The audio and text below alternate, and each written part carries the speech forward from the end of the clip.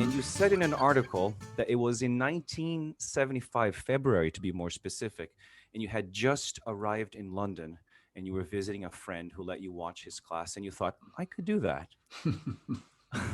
What made you come to that realization? It seemed intuitive. It seemed this is how I would have liked to have been taught modern languages. And I was taught modern languages at school and in both grammar translation, but we did have one inspired teacher of German who did, for the first 6 weeks, I think, of the course, we did nothing but interact with him and respond to the pictures in the book. We didn't do any reading or writing, and there was no explicit grammar. And that actually, that opened my eyes to what the potential of language learning through doing, in a sense. And so when I saw my friend painfully working his way through how to tell the time with a kind of fake cardboard clock thing with a one-to-one student. And I thought, yeah, this is not rocket science. I could do this, and I could live in Europe, and and the rest would be history, as it was. You also said, and I quote, that you were instantly captivated by the IH method, which is a derivative of the direct method, where Yeah. the grammar points were presented using situations, vocabulary was taught through mime, reality, visuals. I still think that this is how languages are still being taught. Why do Yeah. you think this is still the case? Well, I mean, first of all, let's go back a bit. Again, this was a reaction to the grammar translation, how I'd been taught French and Latin and at school. So it was refreshing to see that these intuitions were realized in a methodology, which was, and for me, who had come from a sort of theatrical background, because I don't think it's in my CV, but I spent 2 years in children's theatre Right. between finishing school and going to university. And so the theatricality of it was easy to accommodate. So it seemed like fun, and it was fun, and it was relatively easy to pick up. And of course, it had this supreme advantage: you didn't have to speak the learner's L1, which, of course, in London at the time where I was being trained, would have been an insuperable barrier.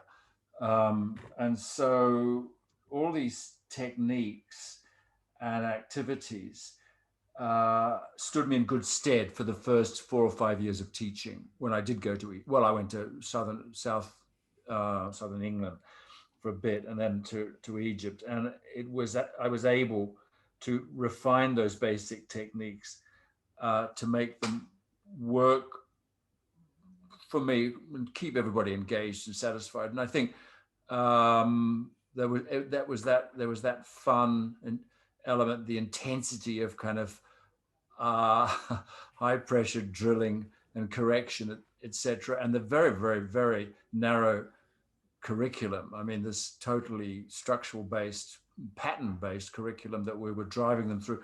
And if you think about it, this was the sort of swan song, if you like, of audiolingualism. I mean, I came in just at the end. We were trained how to use language laboratory. It was part of the 4-week course, as it was called then.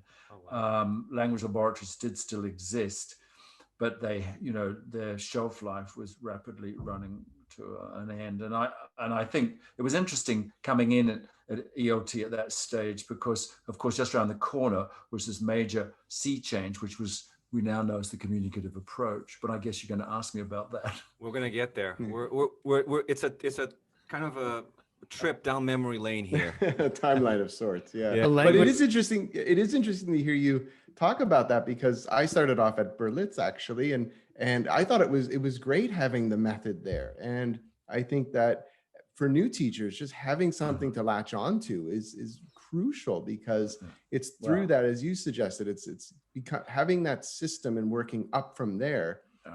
Really, really what you need, right? And I think, actually, I was thinking about it just the other day, how it imprinted on me a kind of model of teacher training that is totally activity-based and experiential and deep end and practical before it becomes theoretical. And I want to come back to that later on, because this is exactly what I'm doing now on some online teaching, teacher training. So it's interesting. And that's why I was thinking about it, but I've never really moved away from that model. And I say imprinting intentionally, because I mean, I often think that, you know how geese, if their first moving thing they encounter is a wheelbarrow, they'll think it's its mother and they'll follow it around for days on end. Well, that was like the 4-week course for me. It was sort of like, it was imprinted upon me. I mean, I thought this is the only way to teach. How could anybody have thought there was any other possible way? And I used to be quite fundamentalist about this. And people would say, oh, well, that's the IH method. You know, people would say critically later, oh, that was the IH method, or there are other ways of teaching. I said, no. Oh, no, this is the only way. I'm sorry. I was completely and utterly hooked. It took me ages before I snapped out of it and realized, no, don't be silly. There's as many other ways of teaching languages as there are students and teachers. But it did do its job. And I've always been a defender. People who do knock short, sharp courses like the CELTA course, the CELTA course fulfills a very important function.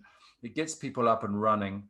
It is very practical, and that's how we do learn skills. We learn them by doing them, and from day one, you're in the practicum. You know, you teach you. They thrust you in, kicking and screaming into a class the same afternoon as you were. You know, you had your foreign language lesson. That was the other thing that imprinted. We had a teacher trainer gave us a lesson in Thai, and I was so convinced that if all I needed was another 6 weeks of this, and I'd be a fluent Thai speaker.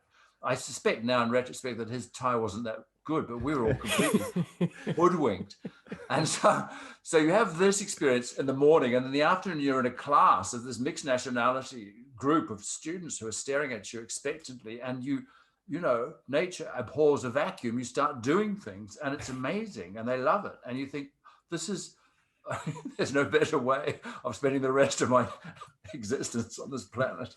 Right. Well said. So the fact that you were, again, this is the nature of all these 4-week courses. And again, I think the problem with the CELTA is not the 4-week course. It's the fact that a lot of teachers, as you said, rightfully so, they think that that's the only way to do things.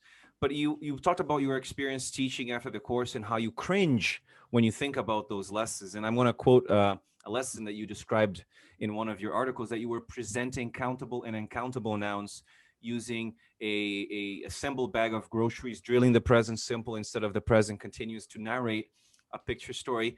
And it also includes your first failure as a teacher, where you basically failed to explain the grammar of I wish to a group of Iranians. Yeah, the cadets. So I'd love to know more about that experience. This is a classic thing of trying on the teacher. This was like, so they said, Mr. Scott, tell us about our I wish. I said, I wish I had a lot of money. I wish I had a car. And they said, why is it had?